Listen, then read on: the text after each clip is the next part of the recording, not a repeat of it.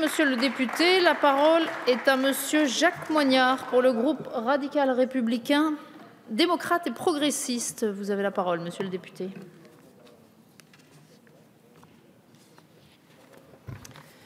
Madame la présidente, madame la garde des Sceaux, monsieur le président de la commission des lois, monsieur le rapporteur, mesdames et messieurs les députés, nous examinons la proposition adoptée par le Sénat visant à pénaliser l'acceptation par un parti politique d'un financement par une personne morale. Cette proposition de loi, présentée par mes collègues sénateurs du groupe socialiste et républicain, vise à corriger une malfaçon législative issue de nos débats à l'occasion des lois organiques et ordinaires du 11 octobre 2013, ça a été rappelé tout à l'heure, relative à la transparence de la vie publique. En effet, l'adoption de l'article 16 de la loi ordinaire a eu pour conséquence la suppression involontaire des sanctions pénales encourues par les personnes publiques en cas de financement d'un parti politique. L'article 11.5 de la loi du 11 mars 1988, relative à la transparence financière de la vie politique, telle que modifiée par la loi de 2013, prévoit que seules les personnes physiques n'ayant consenti au financement qu'à un seul parti politique peuvent se voir appliquer les sanctions pénales encourues, soit une amende de 3 750 € et un an d'emprisonnement ou l'une des deux peines seulement.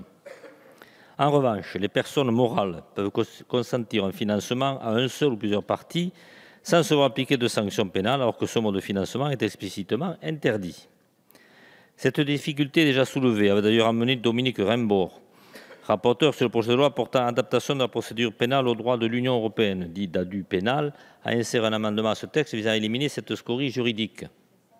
Pourtant, il faut noter que de nombreux efforts ont été consentis pour renforcer la transparence des dons aux partis politiques.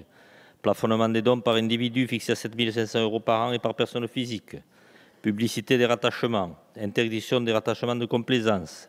Interdiction d'utilisation de l'indemnité représentative de frais de mandat pour financer des campagnes électorales. Publicité des réserves parlementaires. Autant d'avancées qui ont permis des progrès notables en matière de contrôle et de renforcement de la transparence des financements des partis politiques. Toutefois, aujourd'hui, le financement illégal des partis politiques par les personnes morales n'est plus pénalisé. La faute en revient, ça vient d'être dit excellemment par notre collègue écologiste, au rythme de travail et aux méthodes utilisées pour légiférer dans nos assemblées.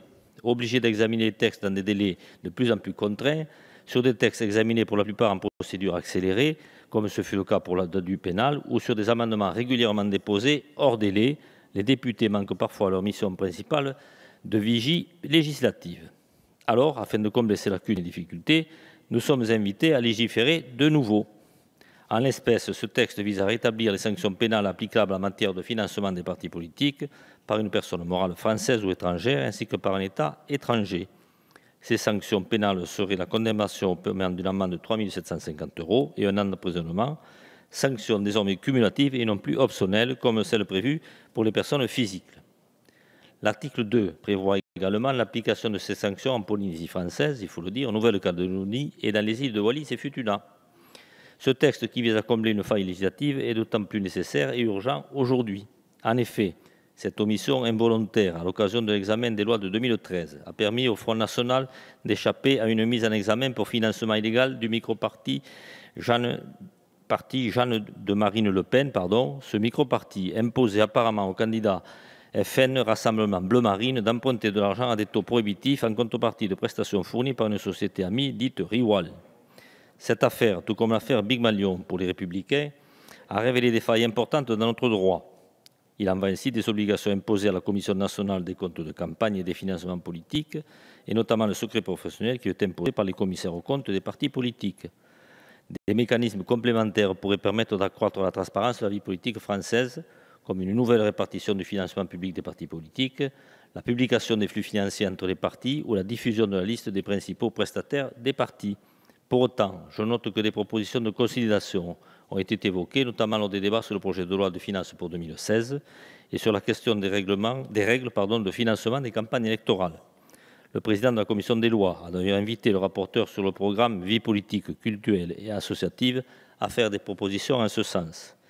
Aussi, pour finir, et parce que cette proposition de loi est de bon sens, en ce qu'elle rétablit une disposition et une incrimination qui n'auraient jamais dû être supprimées puis censurées, le groupe radical, républicain, démocrate et progressiste votera le texte. Je vous remercie. Merci.